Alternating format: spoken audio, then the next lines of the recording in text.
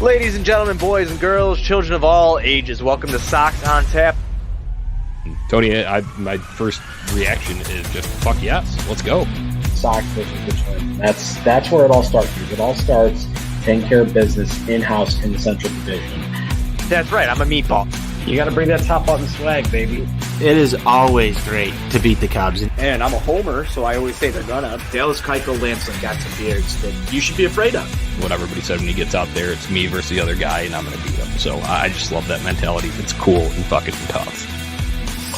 Steve, would you say that Tony is mad online? I would definitely say that. The White Sox winner.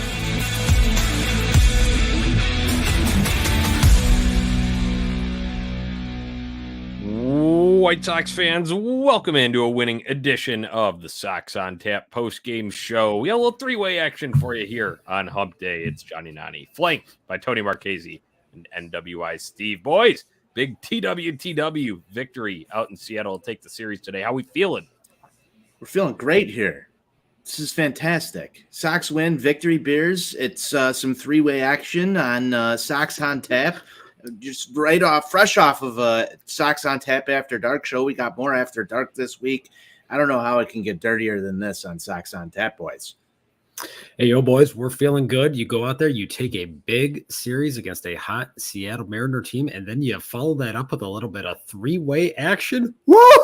Let's do this. Boys, I cannot wait to dive into this game. We got a shit ton to talk about because this was an eventful affair. And I think that's an understatement when we're talking about this game and the kind of different ways that it trended, right? It kind of felt different ways all throughout. You guys may be able to break it up into thirds, but you can go even deeper than that, which we will here on the Sox On Tap post-game show. But before we get into that, we've already got some comments rolling in here. You can go and join the Rowdy section over on our YouTube channel, On Tap Sportsnet, or on our Facebook page at On Tap Sportsnet as well. Go and leave comments via those because, unfortunately, if you leave them on Twitter, we are not able to pull them into our stream. So Facebook, YouTube, that's where you need to go. Comments, join right here for the Sox On Tap post-game show. All right, boys, let's start off with the pitching matchup. Michael Kopech returns today, going up against Luis Castillo for the Mariners, and obviously it was tough early for the Sox. Castillo strikes out 7 to start the game here, and I guess this is kind of where you get the doom and gloom feeling early, and it's like this is going to be another righty that dominates us. Yeah, it was a very tough start for this team. Luis Castillo went out there, and he had just high-end, top-level shit going from the outset here. Those first 3 innings, like you mentioned, Jonathan, striking out the first 7 hitters that he faced, tying a Mariners franchise record all the way back from the year of my establishment in 1984. So that goes back quite a ways there. So he looked like he was on his game here today, and you knew early on there that this was going to be a tough one and that you needed to try to keep this thing close to give yourself an opportunity to win a baseball game. I go back to what we were talking about last night, Johnny. We got to get on this guy early. This is going to be a really tough matchup for the White Sox. And it was. I mean, this is everything that people who've, had their profile picture saying it's over, would expect from this White Sox team in the first few innings here. I mean, it looked absolutely fucking brutal. Nothing else there. You could tip your cap to Castillo there for some of this. He pitched out of his mind. But on the same note, there were other people out there on the internets that said that the Sox should have picked that guy up, and he could have been in the Sox rotation doing this type of thing. He looked really good out there, but you got to put bat on ball. It was really unfortunate the Sox were unable to do that early. This was setting up to be a disastrous day, boys. Anthony, you started off there. If we were on twitter.com, I would almost think that was a subtweet. It could be. Could be. Yeah, it might be, guys. Tony, you going back to something that we talked about last night, though. Remember what I said, and this is not taking anything away from Luis Castillo, but he is gettable, and we saw that later in the game, and we'll get into how the White Sox were able to do that, but I'd kind of compared it, and it's like, if you get a Max Scherzer or a Justin Verlander in the zone, it's really, really, even Dylan Cease, we could throw him in there if we're talking about some of these top-end starters. Now, I'm saying Luis Castillo is still worthy of respect and all that, but you go and look at his numbers and some of the figures going into this, that's why I thought you have to take advantage of your opportunities, but it's not impossible. And obviously they proved that later in this ball game. But let's flip it over to the White Sox side on the starting side, guys. And that was Michael Kopech returning from the IL today. Obviously a bit of a short outing for him. I will say, Tony, there was a sign, though, early that made me feel a little bit better about his overall outlook. Go ahead and dive into that because you had brought it up last night on the show. Yeah, I mean, the velocity was there, Jonnie, and it was there early. And that's something that we talked about last night. Are we going to get, 80? You said it, 88, 89 mile an hour fastball, Kopech in the first, unsure of himself, or is he going to come out there firing? I'm pretty sure he clocked in at 95 on his first or second pitch of the game. And I nodded my head a little bit. I said, okay, we can work with this. I thought he was, fairly good for coming back off the IL stint. Obviously not the results that you really want from Michael Kopech today, but overall, I thought the health aspect of his start looked very intact, and that's a good thing for the White Sox going forward. Right. I agree wholeheartedly with that. Steve, go ahead and break it down a little bit performance-wise, what we saw from Kopech on the bump. The biggest thing today here was he didn't have a good feel for the secondary offerings, the curveball and the slider. That was pretty evident. That was something that even good old Gordon Bacon was talking about during the telecast here. You saw a couple of hard biting sliders in there, but overall, the depth just was not there with that pitch today. And that's almost to be expected for a guy that, had a 2+ week layoff. And he really is very much a feel pitcher. We've seen this on a couple of different occasions with him this year after extended layoffs, just going out there and not having the feel for particularly that secondary offering out there. And so that was almost to be expected in certain aspects of it. And then he kind of compounded things a little bit by working behind in too many counts, issuing some walks in there. So I think for what it was today, obviously you would have liked to have seen him cover a few more outs in there. There was some shoddy defense behind him that certainly did not help his cause ultimately, but he could have cinchered up and hunkered down, as the legendary Hawk Harrelson would say in a couple of those instances there, to give this team a little bit more length and not have to cover as much ground out of the bullpen. Right. And the damage that you talk about there, Steve, coming in the third inning via Rodriguez with an RBI double, sac fly by Haniger, and then the Suarez 2-run home run. Wrapping up Kopech's day, it was 3 2/3, 4 hits, 4 runs, all of them earned, 2 walks, 4 strikeouts, the 1 home run allowed that I just mentioned there. So, guys, we went into the bullpen early, and it was Jose Ruiz. And usually this spells disaster for the White Sox, but it didn't totally today. Let's break it down. How are the White Sox able to kind of labor through this in the middle innings with a lot of outs to cover here? Anthony, since you're the resident Jose Ruiz guys on the broadcast here, I'll let you go ahead and dissect this one. When Jose Ruiz came into this ball game, guys, I literally got close to saying the words that have been said by you so many times, Steven. And I didn't. I got to give myself some credit here. I stuck with this. It was hard, but that's the minute that I went to the beer fridge. Right there was when Jose Ruiz came into this ball game, because Jose Ruiz makes me drink. That's number one. And Jonnie and Steve, you guys both know that. It's amazing to me that the moves in the bullpen today, and this is kind of more overarching, but if you made some of these moves and there was a different manager in that seat, people would be absolutely losing their minds over some of this that's stuff. Just okay. I'm gonna have to stop you. I'm gonna have to stop you right there. Steve. I'm gonna have to stop you right there. That's some serious projecting right there, because you feel the need to defend everything that fucking geriatric fuck does. Trust me when I tell you. I'm not even saying name. I'm not even calling anybody by name. I'm not even calling names here, and you're just off the handle right now. No, but I'm just. You are so angry. It's. I'm not angry. Let it out. Let it out. I'm not angry. Trust me, I'm not angry at all. The White Sox won a fucking baseball game today here, but the fact of the matter is this: there were plenty of people that were hashtag mad online about the fact that Jose Ruiz was brought into this game. So this thing that you're trying to concoct that nobody was mad because it was Miguel Cairo and not some 80-year-old fuck who falls asleep in the dugout is just blatantly false. So then why are there people sitting there calling for Miguel Cairo to be the manager? Like, somebody made a website today to make Miguel Cairo the manager. I'm not here to defend Miguel Cairo as the manager. That's not what I'm okay. doing So you would have went to Jose Ruiz there. In that spot? No. Okay. All right. So why weren't people visibly upset about it? I don't know what you were looking at, because I know I was talking to people that were visibly upset about it. Okay. Do it in the shadows, in the private. All right. Got it. I'm sorry I didn't have the opportunity to be perusing my timeline the entire time to catch in-depth reaction from people to see. Hey, it worked out. And I'll say this, Steve. I'll say this. If it didn't work out for Miguel Cairo there, I think people would have been upset. We all get upset when things go wrong. We all get happy when things go right. It worked out. It just seemingly worked out. I'll give Miguel Cairo the benefit of the doubt here. He got lucky. Let's say that. He got lucky with that, because if you would have thought that Jose Ruiz would come into that ball game and be able to get you through that, and that wasn't the first time he walked a tightrope in this ball game either with the bullpen decision. If it didn't work out there, I just don't know if the angst level would have been the same.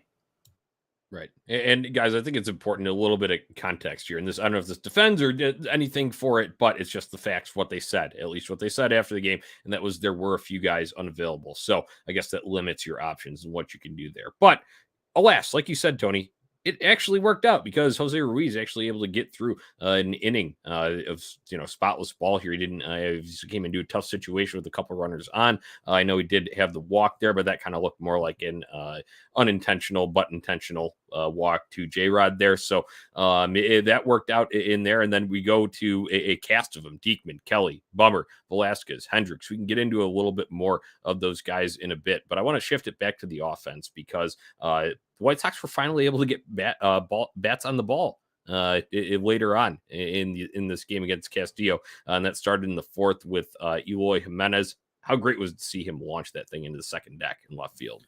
Look, that was huge. And one of the things that Jason and Gordo were talking about there was the overturn on the instant replay that would have potentially ended that inning. Yes. And so now you're in a position here where Castillo thinks, hey, I'm cruising through this thing. I've got a 4-run lead. I get through the fourth inning completely unscathed here. I'm rolling. I'm going to just mow you motherfuckers down, go home, get your ass on the plane, and mope about it. But then immediately coming off of that replay there, first pitch, Eloy finds the launch codes and just goes right into the second deck. And that is a big momentum turner right there. And, it was very big to see right there, because that kind of showed a little bit that, hey, this team isn't going to just roll over and die. I feel like we've seen that far too many times this season here, that they get a little bit of adversity put in front of them, and then it's just they kind of put their tail between their legs, and they're like, well, this is just kind of what it is today. But they didn't do that here in this instance against one of the better pitchers in the American League here since he came over from the Cincinnati Reds. So to see that, that's pretty telling, I think.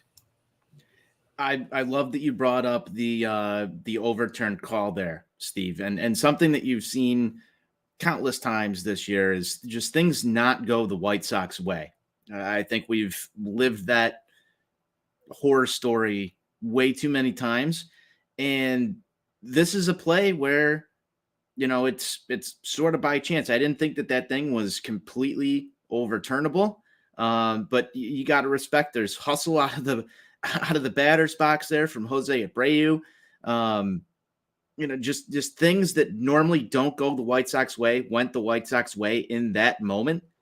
And then they actually followed it up and were opportunistic behind something that went their way. And for a team that's had every single kick in the nuts that you could possibly have, it felt good to kick somebody else in the nuts for once. And I felt like that Eloy home run really got them back into this game, because it was like, okay, we've got something. That little jolt right there was so important, and it really started with beating out that double play that would have ended the inning, because who the hell knows? You mean guys on this team are allowed to actually run hard out of the box? Yeah, they are, and it's amazing when that happens. Huh. Yeah, it's a rare occurrence, but obviously see what can happen when it does. Watch Gavin Sheets run out of the box. Yeah. Like you guys said, though, the White Sox able to take advantage of it. Opportunistic. Tony, you dropped my favorite word in there. I love it. So, and, you talk about that being kind of, a moment where, we got back in that game. Yes, obviously on the scoreboard, you cut a deficit in half, but emotionally, I think that was huge for them too, because you say that double play stands, then you're just feeling even more deflated as you go through there. Boys, top of the 6, we talk about, taking advantage of other teams' mistakes. Well, White Sox were able to do it on multiple occasions here, and that started with Sebi smashing the ball to third base. Rough inning for Eugenio Suarez there, and White Sox are piling on after that. I know you get a Elvis Andrus, Steve, a guy that you have written about most recently with a little drag bunt. I want to say, at least from the looks of it, didn't look like that was called, or if it was, he disguised it very well and made it look like it wasn't supposed to. Yeah, to me, that did not look like that was something that was called from the dugout. If you kind of go back and watch it a little bit from the replay there, Suarez was playing a little bit deeper on it, and I find it just hard to believe that you would try to sacrifice bunt with a catcher running in that particular spot there. Obviously, a guy in Sebi Zavala that is not exactly fleet of foot. I mean, he's not Yasmani Grandal slow. Gordon Beckham called him fast on the broadcast, though, so he might have a bone to pick with you. Well, I mean, Sebi fast in comparison to, I mean, it's all relative if we're being Right, honest with ourselves here. But I think that's just another example of Elvis Andrus kind of understanding situations, something that I talked about in my column yesterday here, and something that was really just on full display here. So that's definitely something that you like to continue to see. Right, and that inning keeps rolling along. Jose Abreu able to squeeze one through the infield there to make it 4-3, and then Eloy stays hot, uses that little kind of half wall there down the left field line, tied up with an RBI double, and then your baby boy, Gavin Sheets. I thought he had this one, Tony. It was close to being a 3-run shot. However, still a productive out, and we got our guy Matt in here. Productive outs are, and taking advantage of mistakes are blank and blank, cool and tough. We all know that. Your boy able to do that, and that puts the White Sox in the driver's seat for right now. How proud were you, Tony? Very. I mean, that's what we preach here in this house of baseball. It's all about productive outs, running hard out of the box, doing the cool and tough things that you just have to do to win baseball games. I mean, when you're playing out of position, and you just got to learn. You're always trying to learn. And he was in the media talking about, how he's taking extra reps every day. He wants to be better. And that's a winning fucking attitude right there. That's a winning attitude out of a bright young boy. And just every time I see something like this, I'm more and more proud of how it's working out, because I thought he had it too, but it could have been a ground ball. It could have been an unproductive out. And we just determined that, productive outs are cool and tough, and getting runs across the board are cool and tough. And Gavin finds ways to do that. And I mean, I can't even imagine ever doubting this man. I mean, there's just so much passion. There's some TWTW there, boys. The title of this episode, I love it. A good drop on there, Tony. So, guys, we talk about the roller coaster things going up and down in this game. Well, the Mariners would fight their way back into this with runs, one each in the bottom of the 6th and bottom of the 7th here. As we're rolling along our kind of array of bullpen arms that were in this game, Diekman in there for that first run, the 5th run for the Mariners. And then it goes to who do we have then after that? You had Joe Kelly in there as well. And guys, dude, the Joe Kelly thing is so scary. I cannot believe he actually threw enough strikes to be able to get out of that relatively unscathed, because that run, I believe, did go to Diekman then. I Twittered this right when I saw it happen. I said, Joe Kelly, that's exactly what you want to see in this situation, because boy, let me tell you, does that inspire confidence or what? Were you more upset? I just need a gauge here, Steve. When Jose Ruiz came into the ball, what worried you more, Joe Kelly or Jose Ruiz? Joe Kelly, if I'm being totally honest with you. I have no confidence whatsoever in Joe Kelly's ability to get any. I feel like I could go up there, not take the bat off my shoulder, stand on the edge of the batter's box, and draw a 4-pitch walk. Or not maybe a 4-pitch walk, but take 4 pitches out of the zone. That's where we're at with this guy right now. If we're going, we talked about relative compare, everything's relative there. Yeah. Well, if Jose Ruiz has poor command, Joe Kelly has no command. I think that's a good way to describe it. See, and I'm trying to level set this, because let's go look at what's on the books, the contracts for these fine young gentlemen for that Jerry's paying to play baseball here.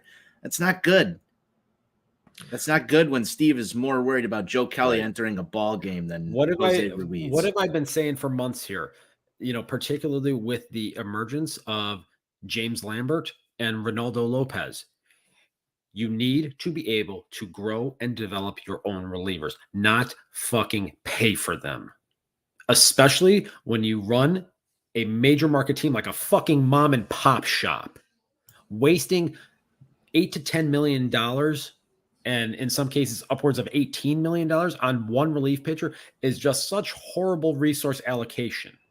So if you can actually develop your own relievers, you will be in much better position to not have to go and live through the fucking Joe Kelly experience. See how easy it is to get him going on Jerry and Rick. So I know it didn't end up being total disaster. It was close though, because you have a few more of those pitches that missed there. Could be talking about a different outcome. You think I'm hot right now? Wait till we get to the next guy. I can't wait to get to the next guy. Usually we would say that a guy is like due for one, right? Or he's going to get back into a groove. You've never had that feeling with Joe Kelly at all this year. Now that turns it over to another guy here, and that is one that we don't know because we haven't seen him since early June. And that's Aaron Bummer, who came in the 7th, and welcome back. He gives up a solo shot in his first batter against. I know the pitch was technically a little bit off the plate outside. However, it's mentality with this guy. When we're talking about Aaron Bummer, guys, and I want to dig into it a little bit more, but go ahead. Give me your thoughts on Aaron Bummer being back with the team. I know he was able to, even though he loaded up some more guys, was able to get out of that with only the one run allowed, but man, he's deer in the headlights to me. Every time Aaron Bummer walks on the mound, it's almost like Lucas Giolito just gave up 3 fucking home runs. And that's the attitude you get right there. Like he's sulking already. Jonnie, I think you said it very great in a text message. So I'll let you drop it on some of how you would describe Aaron Bummer when he gets somebody out. Right. So we just in my first one was that he looks like a deer in headlights. That's pretty obvious. I think, you just look at his facial expressions. I know body language isn't everything. Some guys are a little more cerebral, but man, he looks defeated. He also looks like, I don't know if I've ever seen a Major League Baseball player of all time that exudes more loser mentality than he does. And then he looks like, even after he gets a guy out, doesn't he look like almost apologetic about it? Like I'm sorry I got you out, or something like that, or I didn't mean to do that. It's, I don't know. Pitch with some conviction, right, Steve? That was the exact word that I was going for there, Jonathan. For a guy that is from the left side, 94, 95, with all kinds of movement, I cannot for the life of me understand how Aaron Bummer goes out there and refuses to throw anything with conviction. The fact of the matter is this: whether you are pitching in Babe Ruth, in high school, lower level minor leagues, or at the major league level, you need to go out there. When you take that ball, when you have it in your hand, you need to believe that you are the baddest motherfucker on the planet. It doesn't matter if Mike Trout is in that batter's box or if it is a guy stepping in that box for the very first time in his career. You need to have the mentality and the mindset that you fucking own him. And Aaron Bummer does not have that. And it pisses me off to no end, because with the stuff that guy has, he should absolutely go out there and be the dominant guy that he was in 2019 and the first part of 2020 before he got hurt. But I don't know what the fuck happened with him. What switch went off when he went on the IL in 2020? But he just has not been the same fucking guy since then. And it makes me fucking sick. Go out there and act like you own the fucking mound when you have that ball. And here's the problem. That one season that he had that was really good, and that's the reputation that is preceding him here and getting him high leverage spots late in ball games. That could bite a manager in the ass like nobody's business. That's a problem. It's a huge problem. This isn't because I don't want to see him in the fucking 8th inning out there doing that shit. This isn't the first time we've talked about this with him, guys, too. I think we got a good comment here from Matt. He says, Bummer plays more mind games with himself than anyone ever. You guys remember, it was all 3 of us. It was another 3-way episode, one of those Cubs games back at Wrigley in early May, and Bummer had gotten himself into a jam. Matt Foster comes in, big spot, and is able to lock it down. And Matt Foster doesn't have nearly the stuff, just physical stuff, that Aaron Bummer has. But Matt Foster has a metal mentality, whereas Aaron Bummer has the deer in the headlights mentality. So I really hope that he is able to find some sort of inner confidence some self-confidence because guess what? The stuff can play. He just got to own it. But guys, I can't imagine what conversations between Liam Hendriks and Aaron Bummer must be like. Bummer probably avoids him in the locker room. He's too intimidated. But to your point though, that's Liam Hendriks exudes what you want from a reliever. Does he go out there and has he had a problem with the home run ball this year? Absolutely. But guess what? He's got the same fucking attitude. Exactly. The next pitch. Exactly. Whether it's the next pitch or the next day when he takes them out, he literally is that psychopath that says, we're going fucking 9 pitches and I'm striking all you motherfuckers out today. You don't have a chance. Kiss my fucking ass. Oh, guys, we'll get to that because he did that later in this game. So that was very nice to see. But we've had enough of that. And unfortunately, I don't think that's the last we're going to be talking about that when it comes to Aaron Bummer this year. But hopefully that's not for a while. And hopefully the White Sox are able to pad some more runs, have some bigger leads when he comes into games in the future. Boys, let's talk about the back upswing here on this roller coaster that was this game because the White Sox took advantage of some more Seattle mistakes and just being opportunistic in certain situations late in this game.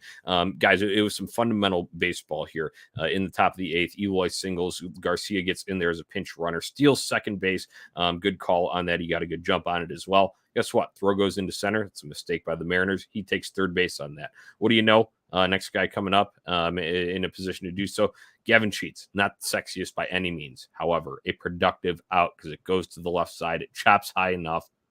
It's an RBI ground out. Tony, once again, your baby boy coming through in the clutch. We worked on this. A couple weeks ago. Just, you have to be able to put the ball in play here. And I thought that was very well executed. Perfect, height off that chopper. It was productive out, productive results, get it done. And that's, again, like I said, that's how we teach them. And that's how you should get there. But Jonnie, I want to throw it back to you here for just 1 second. Leury Garcia's had so much slander lately. There's been a lot of Leury slander. I thought Leury was really fucking opportunistic. Yeah. Just swiping bags and getting over to third to put my guy. So I felt like this was kind of like the tag team effort, me and you, like they're winning ball games together. Your guy, my guy, getting the job done. I think, that's a Sox on Tap moment there. I mean, one of the best in the season. Right. And he deserves the I understand there's been some warranted criticism, but however, once again, part of it's been usage. Well, guess what? You used him in the perfect spot today. And I think that's really what needs to be highlighted. So I know we had a discussion here. Highlight the Miguel Cairo later, but this is a good decision, by Miguel Cairo to go and pinch run him there. Obviously, need that run late. And you're able to. Tony La Russa would have started Leury. So let's stop that right here. So you go and you get him there, and give him credit. That was a good jump on that. He got a good jump, and he used his wheels to get there, and then obviously he had the wherewithal to know where the ball was going and go to third base there. So Mr. Leury Garcia deserves some praise from the White Sox fan base, in my opinion, because that would end up being the game-winning run that he scored. But the Sox weren't done, guys. Able to add on in the 9th with a series of other things too. We got a couple of singles, Sebi sack bunt there, and then you had Abreu with the sack fly in this one. It felt really, really good to be able to add on these extra runs because I was still sitting on pins and needles even with that 3-run lead. How much worse it would have been with just the 1-run lead. So overall, the end of the day, Liam Hendriks comes in, locks it down, 3 strikeouts. Steve, this is something that you and I had talked about the other night with it being, sometimes a little too dicey with Hendriks. This is the form that we want to see him get back to. And if this is any indication going to play his former team, I think we're in a good spot. That's what you need to see right there. And Sal right here, our guy, very astute, talking about insurance runs being cold and tough. Look, we talk about this all the time too. When you have an opportunity to add on additional runs, put more pressure on the opposition, and make that deficit bigger, you have to be able to do it. So that was huge right there, getting those 2 runs in the top of the 9th, being opportunistic, taking advantage of more Seattle Mariners defensive miscues. And then Liam Hendriks just going out there saying, all right, I got my lead here. We got the shadows going. I'm going right at you, motherfuckers. There ain't nothing you can do today. Let's go home. Let's get on that plane and have a happy flight down to fucking Oakland. I like you add that in there too, because it's not just taking advantage of the other teams, it's taking advantage of situations. And guess what? The ballpark presents situations. So Lance talked about using that to his advantage in Monday in his start, where guess what? He ends up striking out 11. Liam Hendriks strikes out the side here. No drama, no bullshit. White Sox win this one. Guys, one name that we didn't really get to in here I want to talk about is Vince Velasquez. How about the Stones to come in the high leverage situation in the 8th inning after the White Sox had added the go-ahead run, and Vince, typically not a guy in the spot. He's usually been your kind of, obviously he's been in the starting rotation at times. He's been a long reliever at times. He's been the mop-up guy at times. He comes in here with some guys not available, as Cairo said, after the game, and he locks it down. No drama, no bullshit. I loved seeing that. Vinny Velo, you get my game ball right there. This guy's a fucking roller coaster, Johnny. You've seen him in every single role that you could ever ask a pitcher to be in. He's a competitive ball club's Ross Detweiler, it feels like these days. He's gotten himself absolutely beat up in certain situations. He's come out like on days like today and been nails. So obviously the stuff is there for him. It's all about just honing that in and getting through what he needs to get through. But I thought this guy was destined for long relief. I was surprised that he was in this game. I think I texted everybody, really, we're going to Vinny. I questioned that one. Worked out. It's baseball. I mean, Vince over Bummer, Johnny. I think you've got it. Stated right there. Holy shit. Like that was a tightrope act. Right. And it worked. Right. And that, like I said, that gets my game ball. I know it's not the sexiest moment of this game, but it was a big one. It was a big one for the White Sox, given the situation of the game. They give that Randy Moss jersey out after every game. Vince got it today, and Hendricks had talked about it a little bit after the game. But here on Sox on Tap, I just said mine there. I'll give mine to Vince. But I want to hear who you'd give the game ball to in such a wild affair that had so many happenings today. Go ahead and pick one and explain a couple sentences why. Oh man, if we're gonna pick just one guy here, I think I gotta go to Tony's baby boy Gavin Sheets for coming through and delivering in multiple situations here in different ways, putting bat on ball. That was something that was problematic in the game on Sunday against Minnesota when they had an opportunity to come back and win, and Gavin had an unfortunate crucial strikeout in that ball game there. So for him to, in two different spots right there, one with the sac fly and then one with the high chopper there, to get those runs in pivotal situations that this team has struggled in so mightily all season right there, that would be my guy. I'm going to go with Eloy Jimenez. Someone's got to start the party, right? Yeah, you're right. Somebody's got to start the party, Johnny. And you know what? Eloy Jimenez started the party. I think he was 3 for 4 today. He got the job done. Just cool and tough shit. Second deck shots are sexy and they're cool and tough. And if they were at home, would have lit off fireworks. I think that ball would have been on the concourse potentially at guaranteed rate. But he'd be taking out some kids in the fundamentals deck. Could have been. I want one on the fundamentals deck. I want one on the fundamentals deck so bad. We might have to have like a home run derby there, but Eloy's my guy, my pick to put one on that fundamentals deck, at least at one point. But Frank out of retirement with aluminum bat. That'll do it. That'll do it. I think I came close. Absolutely do it. I came close one time to seeing someone putting on the fundamentals deck. So it was an August game in 2006 against Kansas City. And this game was really unique in the sense that the Royals, I can't remember who they had leading off that day, led off with a home run. Bottom half of the inning, Pablo Ozuna leads off with a home run. Top two, Royals leadoff hitter hits a bomb. Bottom two, JD leads off with a home run that literally lands right below the fundamentals deck. And that's the closest I've ever seen to anybody doing it in that ballpark there. I think I was sold by grainy highlights of Eloy Jimenez hitting home runs. Yeah. That he will at one point put one on Hey, fundamental he does have a fan deck shot, so we do have He that does, first that's- home run. So let's get, he needs to outdo Sal Perez now, because Perez did earlier this season take one. I think it was Kopech too. Just took him to the moon with that one. So I can't wait to see it when the boys are back in town. But till then, we've got another leg of this road trip, guys, and it is a house of horrors that we're going to. Who was in Oakland, and it's a 4-game set. It'll start Thursday night, 8:40 p.m. our time here. So that means Sox on Tap after dark. Can't wait for that. But I think even more exciting, Dylan Cease taking the mound. Thoughts on Cease Day? I'm pretty confident heading into this for wild reasons, and it's just the fact that Dylan Cease is on the mound for us, gonna set the tone for this Oakland series. Normally, I'm scared shitless anytime I see Oakland away games and having to do Sox on Tap post games after the White Sox visit there at probably somewhere near 1 a.m. because I know that normally that means I'm drinking misery beers.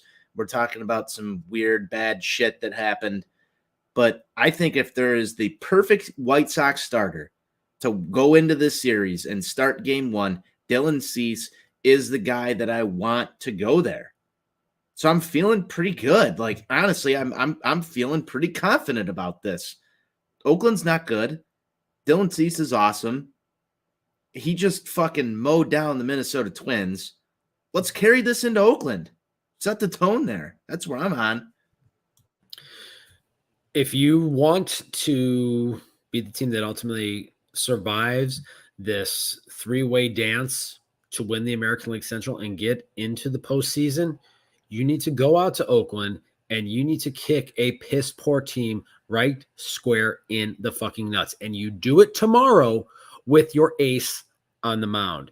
Dylan Cease, follow up what you did, what we all got to witness this past Saturday. Aggressiveness, pound the strike zone, go right after these sons of bitches. It's a big ballpark, heavy air at night. Make them beat you. They can't.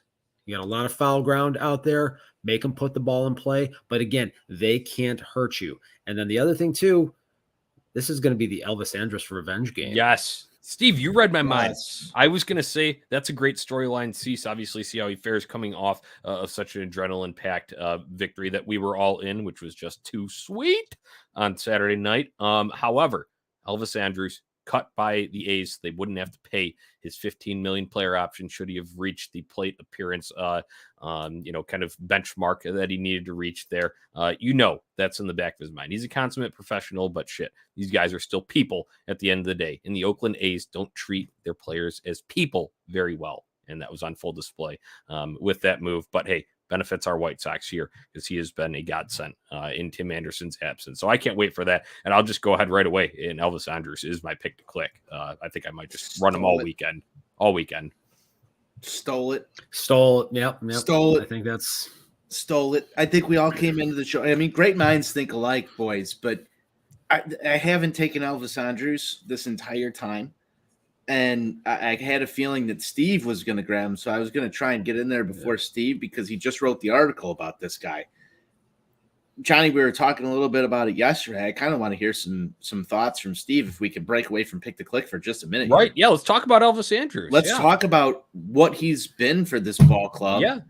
And, we'll come back to the Pick the Click here in a minute, but what do you like? Tim Anderson comes back. Like I don't want to say this too loud, but like I've completely forgotten that Tim Anderson is even part of this team for a little while because Elvis Andrus has really been the shortstop that I want this team to have. And I just want to preface that is that Tim wasn't as loud with the bat prior to, and I think that might have made a difference in, you kind of, we're missing him, we're missing this pop, this thunder, maybe if it was 2019 levels of it, 2021, some stretches there. But Steve, I'll hand the floor over to you because you had written up that column there at ontapsportsnet.com. Go ahead, dive in, let the listeners know.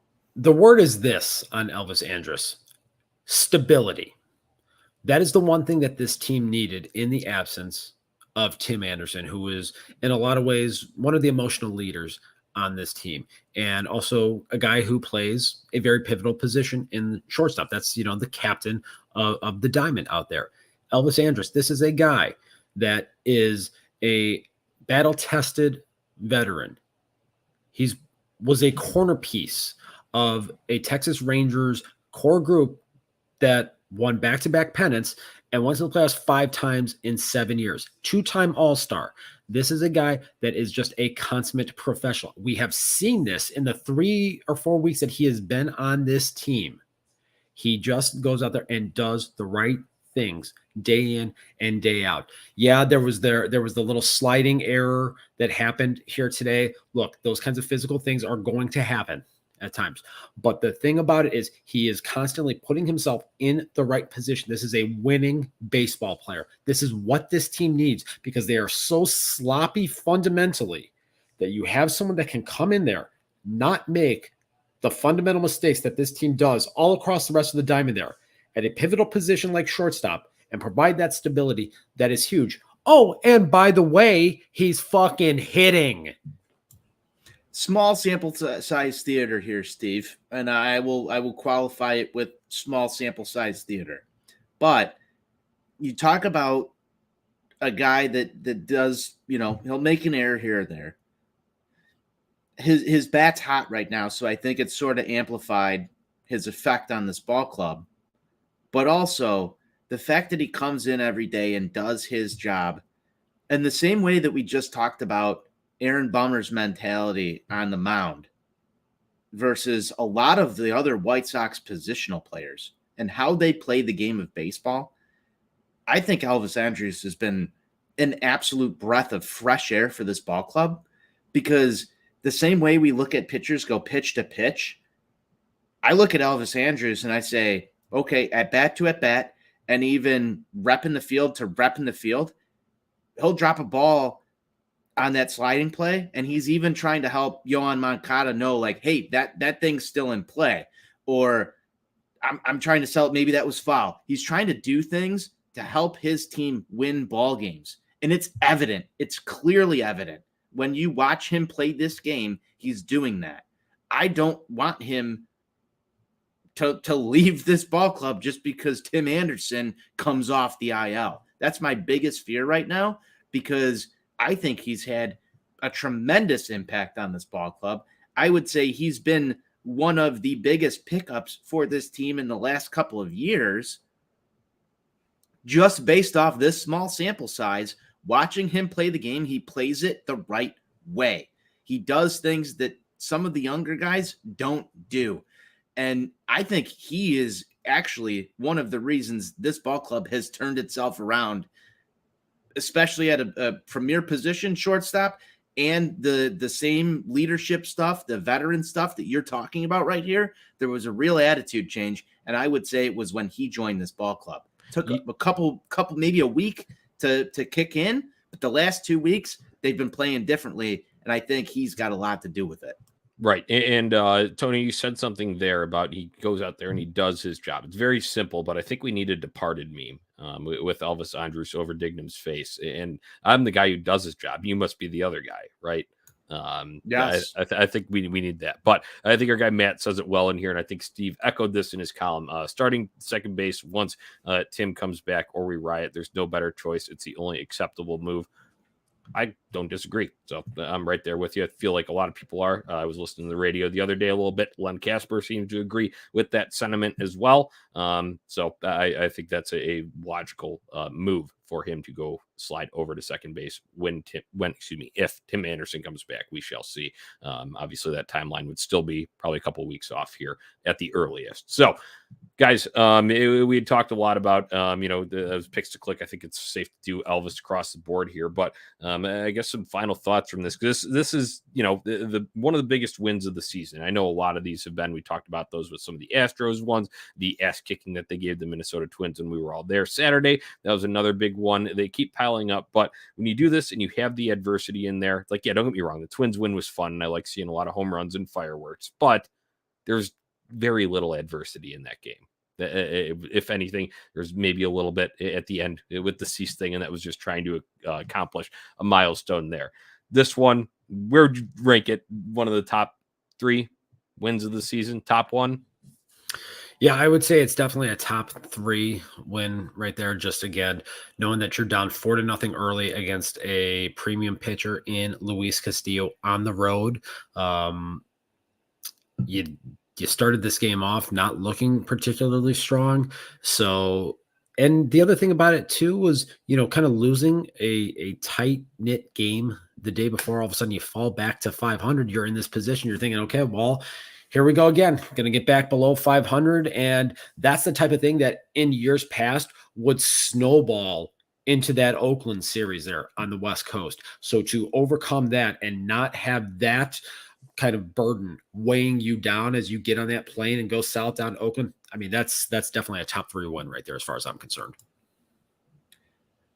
Jonnie, we say this all the time. You're only as good as your last envelope. And, getting in the left-hand column is the most important thing.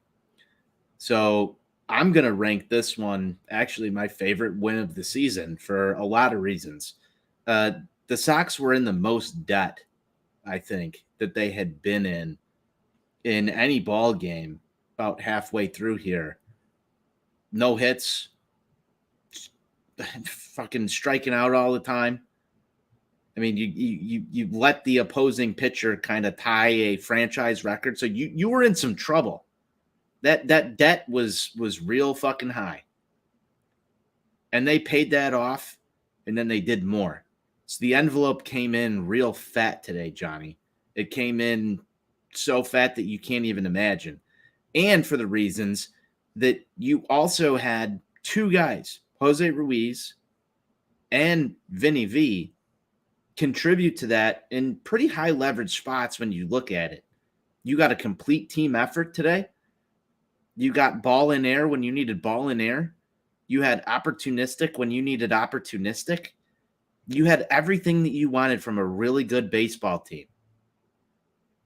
That's the best win of the season. Right. And I would agree. I'll rank that up there as well. And I wanted to ask that because the next question would be, are the White Sox #redacted here? Right. There's been some that want to say it. There's been some that have been reserved, like me and Steve on one end. But I just wanted to add in here that this is something that I shared with you guys in person during the suite. But I wanted to bring it to the show because I have a very specific 3-prong approach to them being #redacted until I actually say it and remove the redacted from there. And it's above 500. There you are. You got that. That's checked. You need to be in first place. Obviously, we know still ways to go there in this, but you need a little bit of help there, but keep taking care of your own business and you should be in some good shape to move towards that. Right. Then the third one is a little bit less, black and white, and it's a little bit more subjective, and that is consistent #TWTW. So tying back into our episode here, what I saw today was what we wish we could have seen all year, what we thought we were going to see all year, what we saw a lot in the first half of last year, right, in some of the fashions in which they won those ball games. This added major stonks to that category. So we're getting closer. We're getting closer to it. Obviously, we still work to do, but I just wanted to commend them for that because that was some TWTW out there today. I want to hear Steve's response, and then I've got my piece to say.